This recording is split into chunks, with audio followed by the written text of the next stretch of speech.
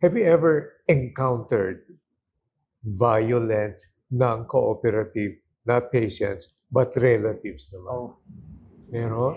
yes sir, Marami. definitely. Parang last ng Marami. Meron. Yes, 2 po. hours. So a lot of these patients, no, they would come with caregivers who really, of course, they care for them, no. Oo. They're only there to establish na kailangan talaga safe yung patient. We want what's best for the patient.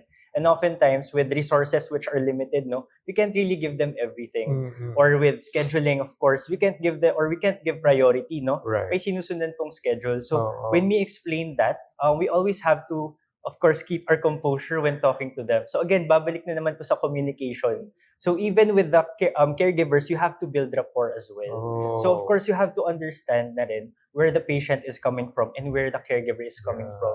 Na they're only there to make sure na yung patient talaga, they're getting the best care that that you could give, right?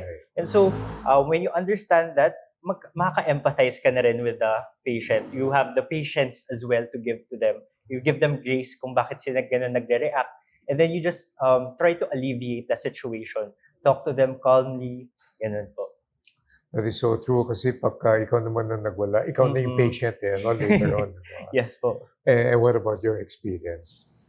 Isip ko na lang na they're undergoing a stressful situation. So I have to read, hahabaan ko talaga pasensya ko. Pasensya. And if ako rin nga in their own Oo. shoes, baka ako rin nagwawala. Baka lang na lang nakasakal na rin ako ng, Oo, ng nurse or ng doktor.